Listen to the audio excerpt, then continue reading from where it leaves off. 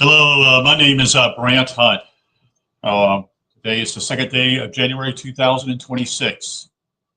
I am starting a new series of a particular book that I've downloaded from an author that I just did a video, I guess quite a few of the videos in December on the issue of Kabbalah, or Kabbalah, however you want to speak it, or how you pronounce it, I should say. And so this is called Kabbalah and Exodus from Zeb ben Shimon Halevi. So this will be chapter 1. If I get into all of it, it's a lot here to do with it. And so I appreciate you being here. And thank you for listening. Okay. Again, today is the second day of January 2026.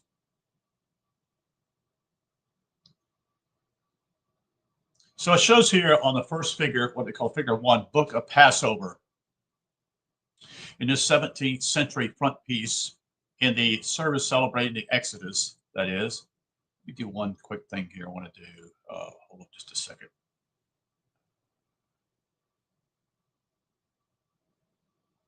Yeah, this would be better. Yeah, in the 17th century front piece to the service celebrating the Exodus from Egypt, the Kabbalistic tree of life forms the basics of the design, with Moses and Aaron on the pillars of prophecy and priesthood. The circles represent the upper sephirah, the missing lower sephirah being in the reader. The text states each celebrant must consider himself as one of the Israelites, about to leave the house of bondage for the promised land. This ceremony reminds the participants of an inner as well as an outer journey. This was done, the front piece here is of a Passover Halevi printed in Amsterdam in 1695.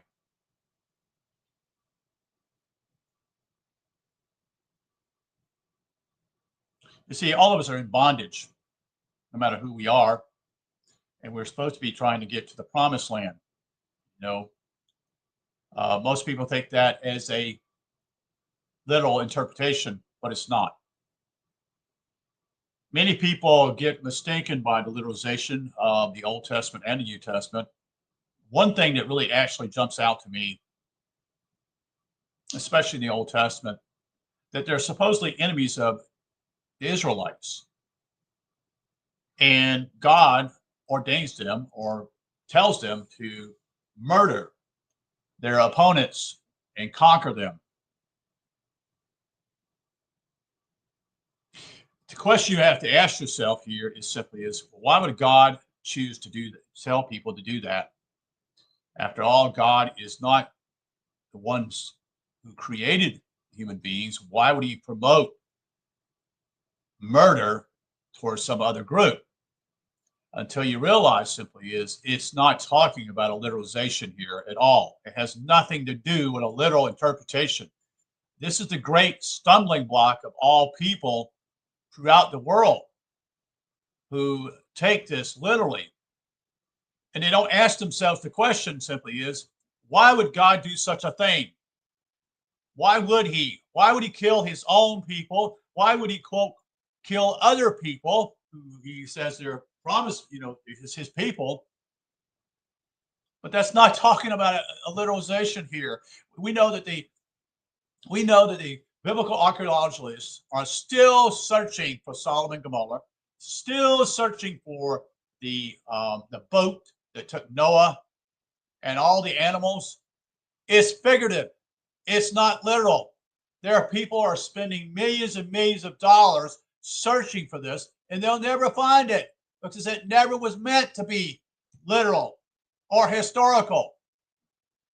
The great stumbling block of all ages for the past 2,000 years has been looking at the Bible in a way that simply is a literal interpretation. And that's what people believe. It's asinine. It truly is. It's how far man has gone in a way that doesn't understand how to read the Bible, doesn't understand to actually act and what I would call simply being a child. Being a child is not always what I call looking at literalization.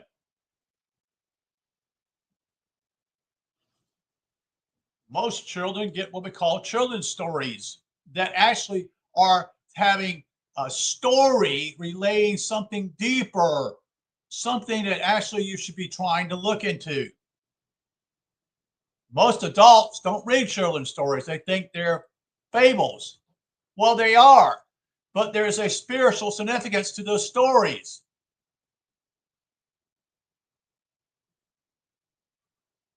It's mind-boggling in a lot of ways. But I used to be on that other side too, you see. So we look at the preface here. It is said that the scriptures contain the secrets of existence.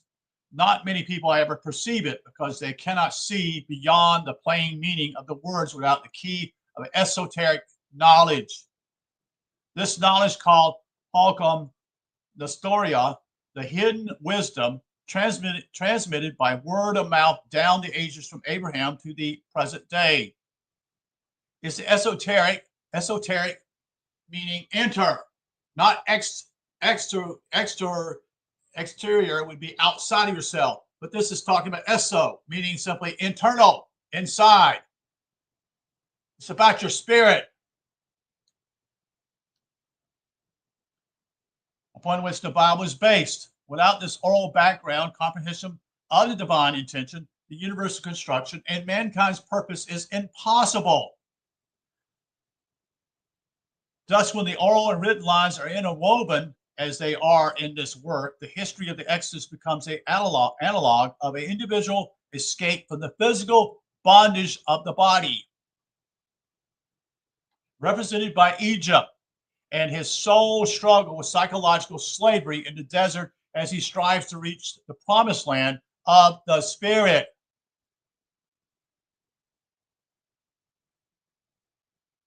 They knew psychology back then. They just didn't use it the way we do today. We know simply is that they looked at the stars astrologically.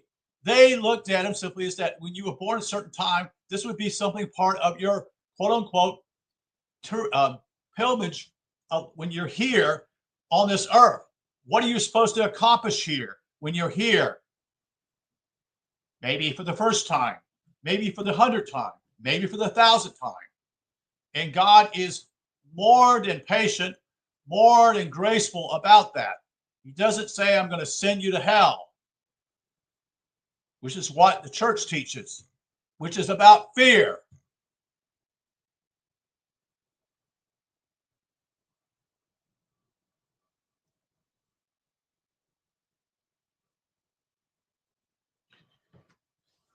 In the biblical, Talmudic, and Kabbalistic accounts of the Israelites' outer journey with its cosmic and individual dramas are revealed.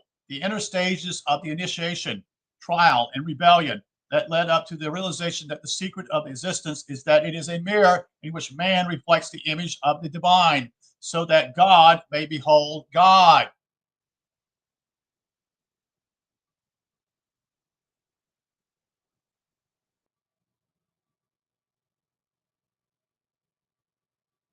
Figure 2, Moses and the burning bush. Everyone at some point experiences a blinding illumination that can change the course of life. For Moses, this was just such a moment. After many years wandering and training, it revealed to him his destiny, although he was reluctant to accept it. This is the case for many of us until it becomes self-evident.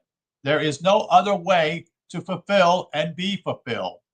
In these moments, biblical allegories relay directly to our own personal spiritual history. So this part is called the introduction. Ancient Jewish legend says that the Torah, or teaching, existed before creation, and that God consulted it before bringing the universe into being. This pre-creation episode is part of the oral tradition not included in the Bible canon, and is therefore not generally known outside learned or esoteric circles. The oral line goes on to say that when Adam was cast out of Eden, God had compassion upon him and sent the archangel Raziel, whose name means secrets of God, to give him a book. This volume, called the Book of Raziel, contained all the secrets of existence. By it, Adam could not only understand why he and the universe existed, but how to redeem his fallen state and fulfill his destiny. So let me explain something here. All of us, repeat, all of us come from the spirit world. All of us are spirit before we incarnate into a body. Incarnate means simply is taking on a body, existence here in the physical, and to incarnate here on this lower area, which some would call hell. So when the preachers tell you you're going to hell, they are incorrect. They are not even telling you the truth, because all they're looking at is what we would call the literal interpretation of the Bible. When reality simply is you are a spirit. You always are eternal. You are eternal forever because you were created by God. And you have the opportunity to come here and to learn a little bit more each time to progress to the point that you will eventually ascend in your life. You will find God and you will meet him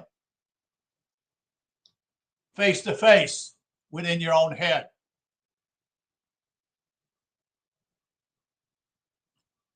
So the book of Raziel was handed down to Seth, his son, on to Enoch, and then Noah. This is why Phil Langdon he talks about the book of Enoch, which is not in the Bible, unfortunately. From here, it was passed on to anointed one of each generation until its contents were given to Abraham and his initiation by Melchizedek. Melchizedek was a priest, if you understand that. This knowledge was transmitted to Isaac, then Jacob, who bestowed it upon Levi. Moses the Levite carried the spark of knowledge until it burst in flame before the burning bush. After the revelation on Mount Sinai, where Moses was given the complete Torah, he taught it to the elders of Israel, who had imparted it from that time on to the present day. When the Torah came to be written down, traditionally in Moses' time, the teachings was divided into what was called the written and oral laws. The former became the basics of the Bible, and the latter the underlay of what was to become the Talmudic commentaries.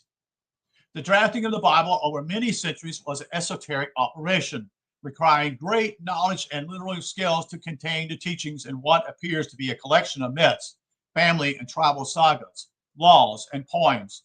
To the common sense minded, the Bible is the history of the world and the Hebrew nation. Those who see it as an allegory, it is the analog of cosmic and individual evolution. And to those who perceive it philosophically, the Bible sets out the metaphysical scheme of existence and the laws that govern mankind's spiritual development.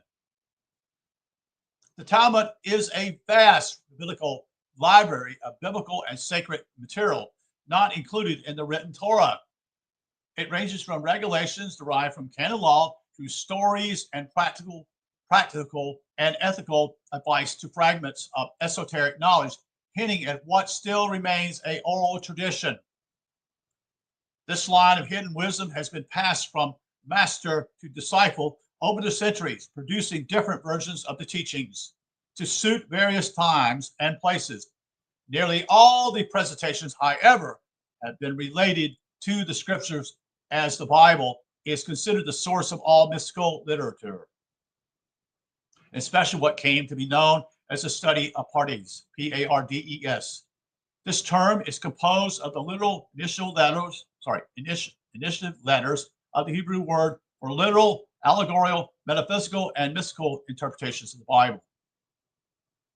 The mystical approach is found in the classic Kabbalistic work, the Book of Zohar. It is believed by scholars in medieval Spain. The present work follows in the same tradition of Midrash of investigation in that it examines a biblical text in terms of Kabbalistic theory, ancient legend, and contemporary knowledge so as to find what the scribes bear deep within the book of Exodus.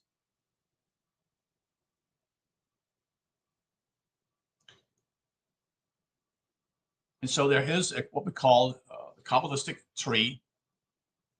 And I don't have my book here in front of me, my Kabbalah here, so I'll have to just tell you. Well, I'll just actually tell you later. But there are some things, sections, parts here, and let me explain how he's done this. So this is a tree. You see. And the goal is to get the crown. The crown is in your up here, in your head. One side represents the called mercy, and the other side represents what we call suffering. It's a way of how man gradually, step by step, will eventually find his way to the truth. So in a way, simply as you go through sufferings in your life, and then you're given mercy, or vice versa.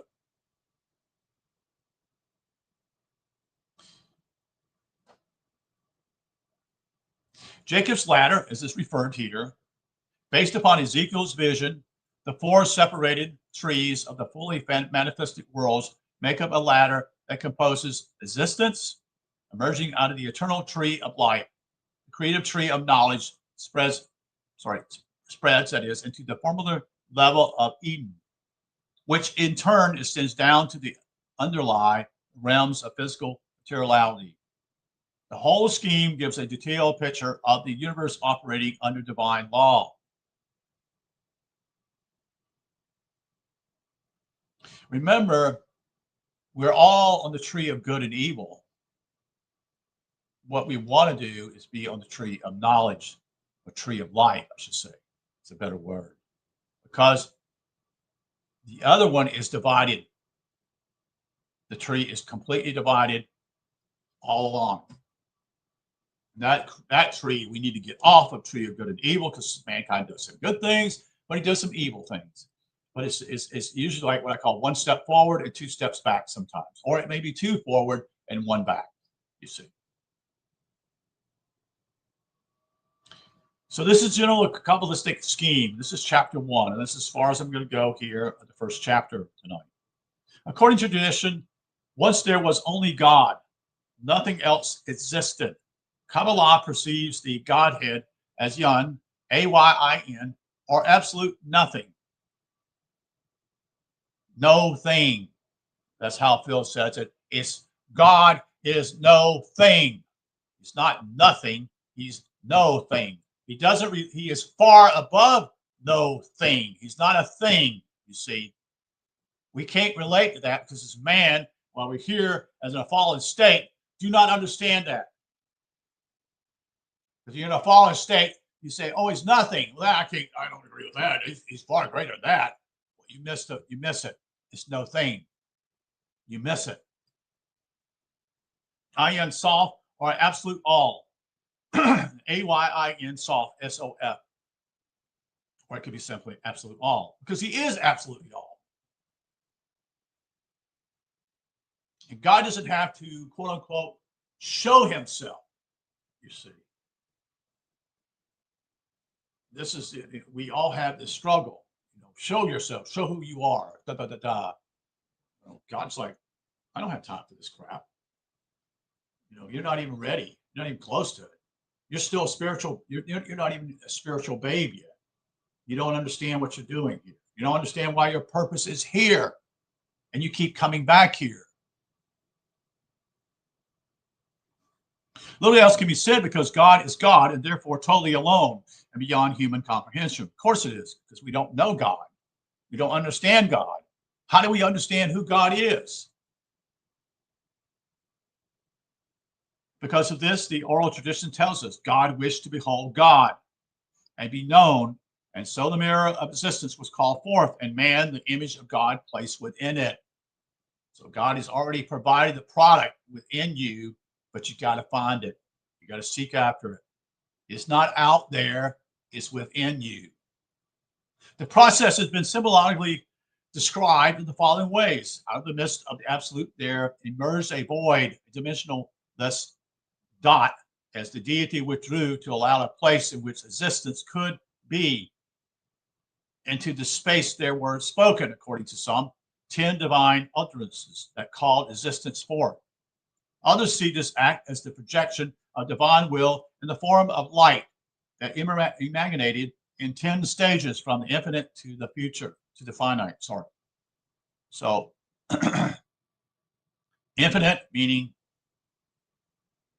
never dying, so to speak, to the finite, or the infinite would be simply infinite knowledge, meaning simply you would have immense knowledge, and then you would actually, with knowledge with that, you could actually bring yourself to the existence of the divineness. But it's not all based on knowledge neither. It's based upon God's grace. To the finite. These stages of imagination successfully diffuse or define 10 divine attributes, which together form the image of divinity and manifestations. They are the Sephiroth, instruments by which existence is governed. Some mystics have seen the image in the likeness of a primordial man called Adam Catman. If you listen to what I've done in the past here, last month, I've done a video, also many videos actually on each chapter, relaying something to do with Adam Catman, which is reality, is what you're supposed to be. You know, you're going to move. That's your whole idea. Others relate to the 10 attributes to each other in a more schematic way known as the tree of life. So tree of life and tree of good and evil. So let me explain it. So the tree of life is spiritual. Tree of good and evil is physical. And most of us are locked into the physical here. Most of us are not even interested in the tree of life. In fact, most people don't even know there's a tree of life, you see. Or they've been taught by Christian preachers and pastors saying that they already are the chosen or the tree of life. No, it doesn't work that way, folks. It just doesn't. That's misinterpreting Scripture enormously. These are false teachers who they are. They are false teachers. You know, it's a schematic.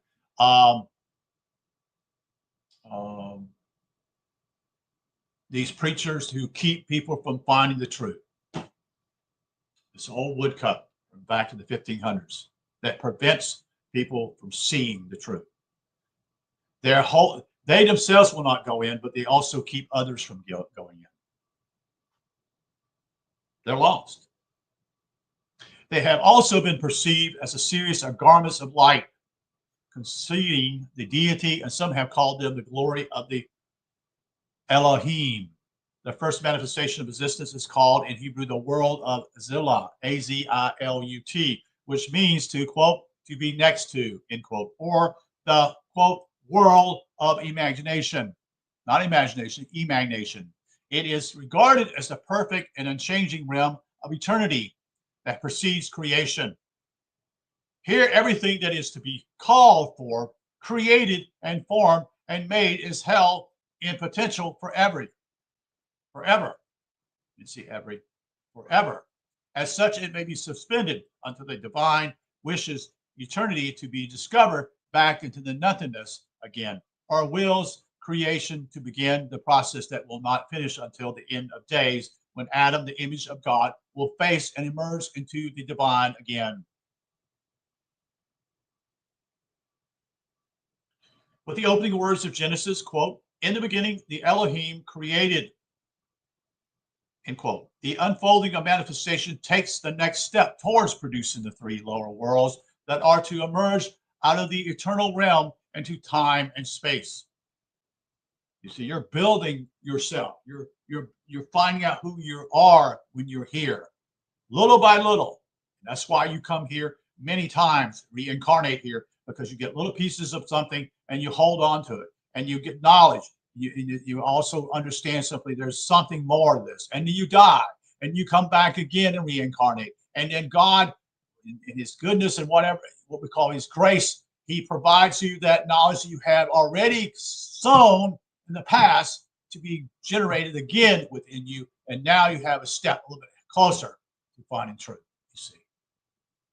That is the grace and mercy of God, you see.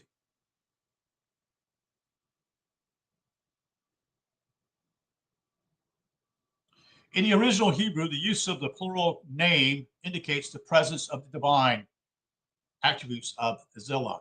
That's Azilut, at work, as they bring forth a second world in 7 days or stages of creative manifestation. In the first chapter of Genesis, this, what we call the universe, is separated from the divine world and filled with different kinds of inhabitants. The last creature to be made is the second Adam, who is called Senmotena, after our likeness, the scripture says. On the final day of creation, the Elohim rests, having completed the cosmic world of Bariah, as is called in Kabbalah or Kabbalah. This world is seen as the spiritual counterpart to the divine world of emanation above and constitutes a second but lower tree. The second chapter of Genesis then goes on to describe the next step of manifestation as it moves away from its source in the infinite and radiant world of the Sephirah. A third world, or what we call the tree again, known in Kabbalah as Yerzirah, then emerges out of the creation and is indicated by the operative word, quote, form, end quote, used in Genesis chapter 2, verses 6, when the name of Yahweh Elohim, of the merciful and just God, called the Lord God in the English translation, forms, quote, Adam, end quote, the man, out of dust, and breathes into his nostrils a living soul. It was from here Kabbalistic took their concepts for the indivisible, or I call invisible, aspects of a human being. In our scheme, we use the term spirit for that which relates to the creative world of heaven, and soul for the formative world of paradise or Eden. Out of Adam came Eve, that is, united male and female parts of the creative Adam were separated and inhabited Eden as two entities where they enjoyed, besides the pleasures of the garden, the privilege of free will. That's an interesting subject to talk about, free will, isn't it? I can talk to you about that. In fact, I will. Those in the Reformed churches have counseled free will. There are two parts of what I would call in church history to do with what we call Armenians and the Reformers. And I won't go a whole lot into this because both groups, again, both fail, okay? The Armenians claim you have free will, but they somehow, their own theology eventually cancels that out. So God has to help you in some ways. Well, that is true. God has to help you, okay? But it must be a desire deep within you, you see, to pursue these things of deeper spiritual meaning. While the Calvinists or Reformers would say, no, you are chosen by God before you're born. Well, that might be true, but the church has misunderstood this. Anybody who chooses to be a part of the Reformed faith or Calvinistic type of churches, they see themselves as the chosen or the elect. Sorry, doesn't work, folks. That's not true because they haven't done the work. They have not done the work. They have not even met God within themselves. It's a man comes up with these ideas, what we call theology, and he thinks he knows God, but he's never met God. So how can he, quote unquote, know God? You see, they build this what I would call a lack of better, like a statue, so to speak, of what they think. They understand what theology is about, but they miss it. They completely miss it. And there are very few of us who even see this on this planet or understand it. That is the wide path of destruction, meaning that they're going to have to come back here and reincarnate again. and they're going to have to do it many times. And they're going to have to come figure out simply is what Calvin taught is false. And what Arminians, with Jacob Arminius, who taught something free will. But they both missed the point. They both miss it. So reality, you have a church that's completely lost. And this is the church that split off from the Roman Catholicism, you see.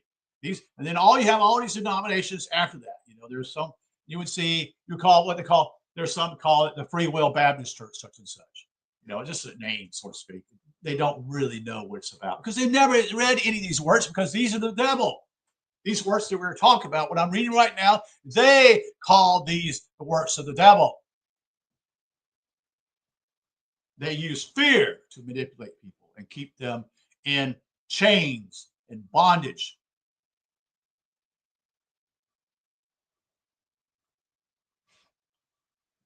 So I've kind of got off the change here. So, but the idea of privilege of free will is this.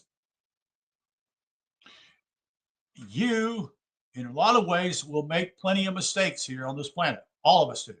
All of us do that. But it's just like a child who touches a stove. The only way they're going to understand anything is they're going to have to get what I call some pain in their life and realize that doesn't feel good. But it taught them a lesson, not to touch the stove when it's burning, you see. And that's a simple story, but it relates to that. That's how you learn. That's what it's talking about, the two sides, what we call the suffering and the mercy. We grow in our lives. We suffer because simply it kind of forces us to be real with ourselves. Kind of gets us to the point simply is that, no, I'm not so great after all. I did so or something of this, or whatever it is, such and such in life. So this whole, and I'm not defending free will Christians. I'm not defending Calvinistic either one. Both are deadly wrong. They're wrong. It is said by tradition that only mankind has the gift of free will because being made in the image of God, the deity granted them that privilege. However, with free will comes choice and therefore consequences. The law manifested after ignoring the instructions not to eat of the tree of knowledge, which presented the presence of the world of creation in Eden. When Adam and Eve ate of the apple, they came into possession of creative knowledge and its enormous power for good or evil. Moreover, it gave them access to the tree of life, that is the highest of worlds. This is confirmed in Genesis chapter 3:22. When Yahweh Elohim speaks of the man and woman becoming, quote, like one of us, end quote. If they ate of the tree of life and living, quote, forever, end quote, which is their state of irresponsibility, could be dangerous for all existence. Thus, Adam and Eve were driven from Eden down into the fourth world, where they were given coats of skins, which we as incarnate souls wear to this day. So Adam and Eve is revealing something here. He's talking about them being in the spirit. You see, the downward part simply is that they, in reality, they fail.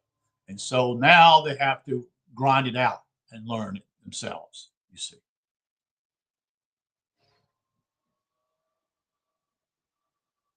The lowest of realms is called Azalea, or the world of action, and is represented in Genesis by the four rivers that flows out of Eden, each stream echoing one of the four principles of imagination, creation, formation, and action at the physical level of existence.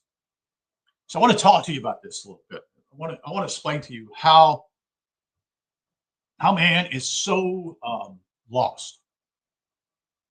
Because I was had my car repaired last week, and funny was the show was simply is that they were searching. This was a History Channel. It's on TV, such and such, at the shop, and I'm watching these people who are still searching for the boat. The boat, with I'm going to train my thought here. So it's not Adam and Eve, it's Noah. They're still searching for that because they're looking at it as historical. They're looking at it as a historical framework here. And they're spending money pursuing this. And there are people who have all kinds of theories based upon this, all kinds of theories. It blew me away in a way. I've seen these things long ago, but didn't take them as I take them now to look at them. It's like, you got to be kidding me. This is not traditional history, folks. It's not. They're stories to reveal something else that's deeper. And that's what this guy's trying to tell you. And they're looking for the four rivers. You see, they're looking for that also. And those don't represent, they don't see what he's saying here. The four rivers that flow out of Eden, each stream echoes one of the four principles of imagination, creation, formation, and action. They have nothing to do with the physical waters at all. There's nothing to do with water at all. Nothing to do with rivers, anything of that nature. It was just a way of sharing truth. But this is how man stumbles, because he looks at it literally.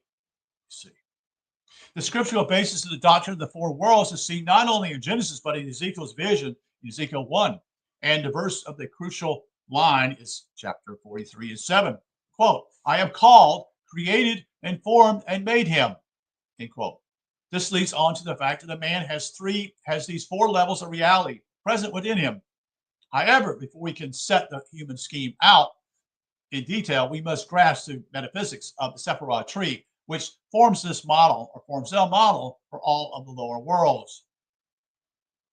The first world is based upon the 10 divine attributes plus one unmanifested attribute. These 10 aspects of Adam Katman are arranged by Kabbalists according to the laws generated by the divine qualities. Over all is the unity of divinity as expressed by the symbol of Keter, K-E-T-E-R, which is the crown. Then there are the two aspects of Hokum, and which is wisdom, and Manar of understanding. That is the revealing. So this is the whole tree now, you see, which I've done this before. I did a whole series of it back in December, but it's a different way he's explaining here. That is the revealing and reflective side of the divine mind. These are echoed below in the divine heart of the image of God in the attributes of Hesed, H-E-S-E-D, or mercy in Jabal, or judgment. Just below and at the center of the tree is the place of Tepharel, or beauty, sometimes called the seat of Solomon. Below this, to the left and right, are what are sometimes seen as the limbs of God that carry out in active and passive manipulation the will of the divine. These are called by various English translations of the Hebrew word nezah, N-E-Z-A-H, and hod, H-O-D, none of which fully describe the functions. And so there's a picture of this whole thing here. And so there's a circle, what you call Azila, which is emanation, and it has Keter involved in it. It has, which is the crown, which is the highest aspect of man. You have the Manah, which is understanding. You have Hokum, which is wisdom. And then Da, which is the part of the bottom, is knowledge. And these are part, what I would think, of the 22 paths that Phil Langdon speaks about. You have 22 what we call letters in the Bible. That is the Hebrew language. There are 22 quote unquote paths that this is speaking of. This whole thing here is 22 paths. Someone knew this, folks, long ago. They connected it, which is what we're trying to explain here. You see, this is part of the upper face. There are 22 letters, Hebrew letters. There are 22 chapters in Revelation. There are 22 paths here. And I'm trying to think if there's one other one. I can't remember what I was talking about here. I can't remember. Sorry about that, guys. So this is one circle, the top part here, what we call.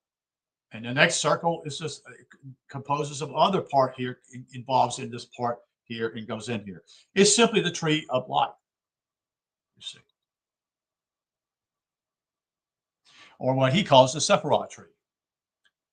It's a basic diagram of Kabbalah, sets out the divine attributes that being existence into being. The relationship between the Sephiroth determines the flow of energy and form in the sequential set of laws of the divine will, reaching down from the crown to the kingdom. The secondary laws, created, formed, and made by the tree, are the detail of the divine model for all things called into existence.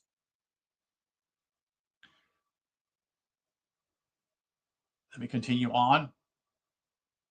So I didn't conclude there. I called the various English translations of the Hebrew words Nazah and Han, none of which fully describe the functions, but we shall use the term eternity and reverberation, respectively. Below, at the place called Yesod, or foundation, is the principle of generation and reflections of what is below and above. This corresponds to the ordinary ego consciousness in man. At the very bottom is the Sephiroth called Makut, or the kingdom, which is sometimes referred to as the body of God. Finally, the non-Sephiroth called Da, or knowledge, is the place where the will of the absolute can enter from above to speak or act, when this or any other of the lower worlds that extend as a chain of trees below the divine world. The infrastructure of the tree is based on several major laws. The first law is the unity of the whole. The second, the doctrine of the three pillars. These are the middle columns of equilibrium and grace, the right of mercy and the left of severity. So I've spoke about that already. As such, they keep the balance of existence, and that's what you want to do. Now, people argue they want to be on the right path or the left path. Sorry. The right and left path itself is to force you to look within to the center path. But that doesn't always, no one does that. Everybody bounces off such and such place. That's why it's called 22 paths, you see. In a short distance, we go straight up, so to speak. But, you know, we are human, and we need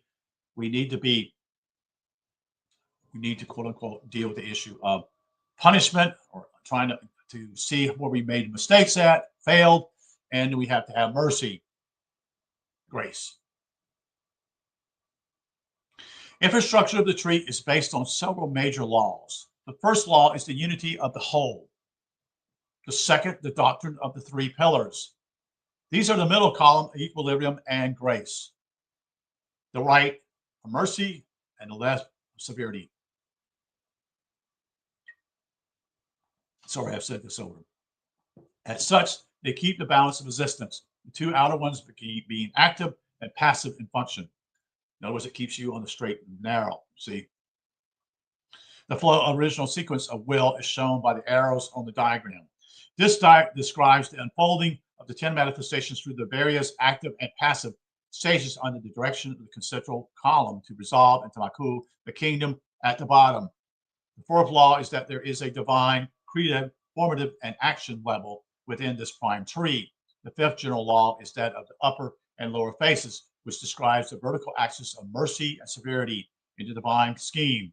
Finally, the sixth law is the division of the various triads that are composed by the Sephiroth into active and passive functions of the right and left, and the triads of consciousness attached to the center column.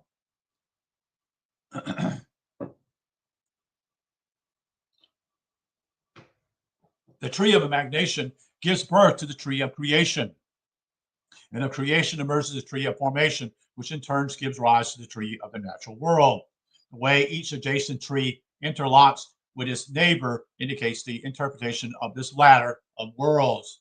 Thus, the creative impulse may easily flow down and providence act efficiently anywhere in existence. It also allows the possibility of mankind rising up into the higher realms. Tradition says that mankind alone has access to all levels. That is so that Adam may outwardly perceive the divine reflection of the cosmic mirror of existence. This brings up to the composition of a human being.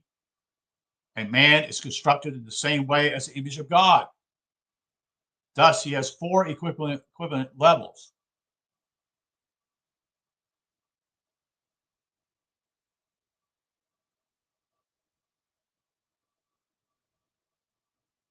So we'll start to the bottom here. We'll start with skin, bone, senses, and organs. And then you have what I call the bottom here. So this is the tree. You have the nerves on one side, you have the muscles on one side. And then you have the two circles here, passive on the left and active on the right. One means bio processes, the other one means bio processes also. In the middle part is called autonomic system. And above that is organs and tissues. As we keep going up, we come to what we call the body and central nervous system that comes into this whole part. You see the passive chemical processes and the active chemical process on the right, active, passive on the left. Eventually, you go to catabolic on the right. On the left is the anabolic. You begin to get, you're going to the whole part here, rising up to the ego, which we have thoughts on the left and actions to the right. And that means simply there's another circle called active processes and passive processes. That again reveals part, again, what we call the threshold, feelings. You see. And then the part coming through the middle is called the self, which is where the soul, place where their lower worlds meet. One is passive emotional complexes. The other side is active emotional complexes. At the very next part is simply called active emotion. And the other side of the right is simply called passive emotion. Then we come to the area of the next part, in the middle part, called the spirit. We have active concepts. We have passive concepts. We have also passive intellect on the right. Sorry, not the right, the left, and active intellect on the left. And finally, we come to places where the three upper worlds meet, which is Tiferet or Beriah or Keter of Jezreel.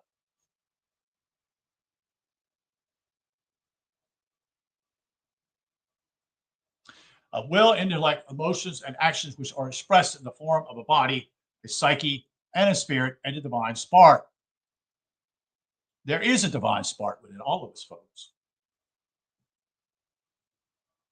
You see, these four inward trees correspond to the four cosmic trees, as such relate directly to each world and respectively reality. The physical body is set out in the bottommost tree, possesses all the qualities of the world of action. It's composed of the four elements of solid, liquid, gas, and radiation. Also be fire, water, air, and earth. These are the vegetable processes by which to grow and feed, and the animal principle by which to move about and relate to other creatures. The animal part of man gives him his herd or tribal instincts. This reveals the first division of human race. The animal person who wants to dominate, and the vegetable person who is content to submit to conditions. The tree of the body shows the four levels at the mechanical, chemical, electronic, and life consciousness levels within the carnal vehicle. And carnal is simply a word for physical.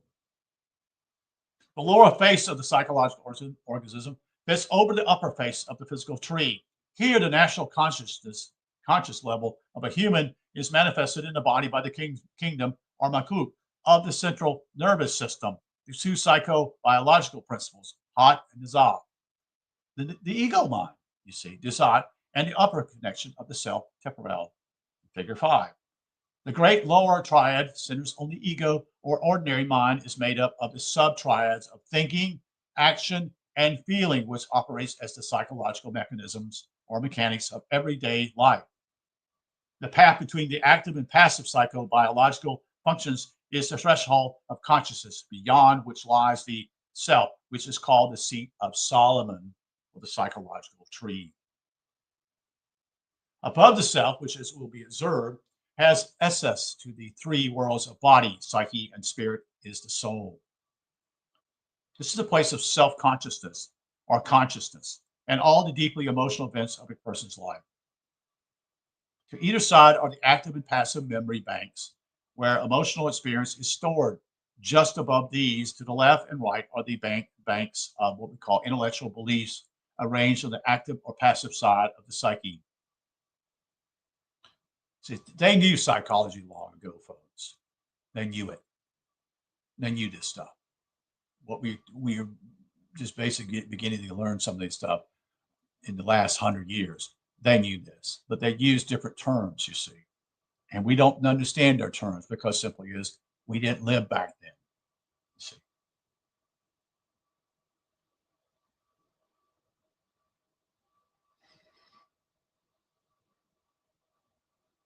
So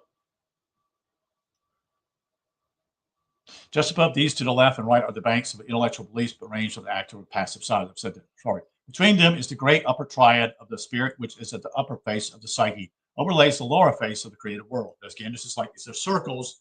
There's one imagination is such and such, and you have another one comes right in there. It's all, and there are four of those you see. Between them is let's see where I'm at. Hold on, get out of wind here. Here's where the deeper unconscious level resides and acts as the dark glass of the spirit of knowledge. Above this are the Sephirah of Halkamun and Banal, which constitutes deep wisdom and understanding at the intellectual level. At the top is Keter, the psychological crown, or the place where the three upper worlds meet in man. Here, the divine touches the heart of the world of the spirit and the zenith of the psyche. Above the psyche are the cosmic realms of heaven and divinity. Having set out a general theoretical ground, let us see a brief application of Kabbalistic principles to Genesis in preparation for the book of Exodus. So we're going to stop here at this point. This is basically end of chapter 1. So thank you for being here.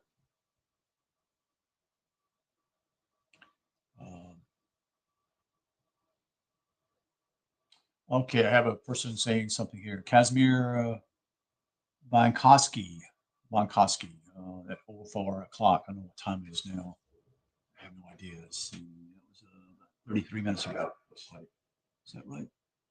No, 11 minutes ago. Okay. Yes, so wish you happy New Year, sir. Thank you for your time. Thank you for listening. Thank you. So I didn't realize it was already been 52 minutes over this. So this was an incredible work by this gentleman who no longer lives. This book is available if you want to try to find it. It was put out by a publishing house in Boulder, Colorado called Kabbalah and Exodus. And the publishing house, let me search for it here right quick, and I can tell you, it's called Shambhala. This book was printed in 1980 in Boulder, Colorado. And it's called Shambhala. I doubt it uses his other name. He uses another name by Warren, Warren, Kenton, Kenton. And you can find some of these works sometimes. I don't know if you can find it in foreign countries. All I can tell you is what you can find here in the United States. And those are what we call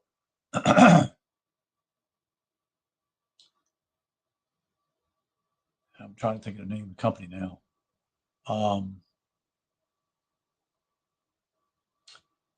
That's called, bear with me. I have so many windows here, these things.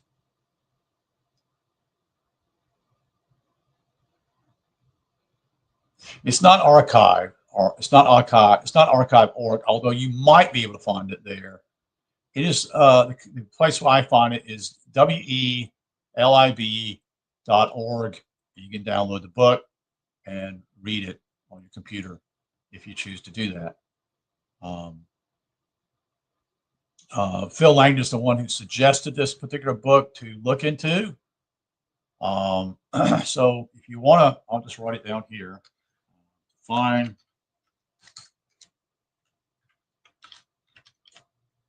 this work. Go to welib.org.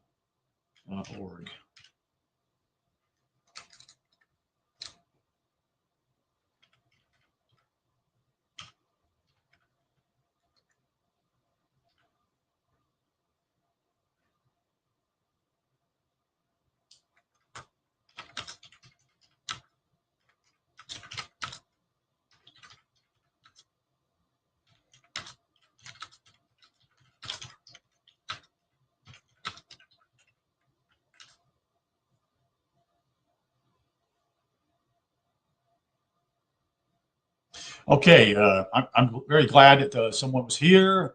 I know it's a holiday for some still today, the second day of January 2026. Let's say 25. It's a long work. It was 55 minutes. And appreciate you being here. And you take care. We'll talk to you soon.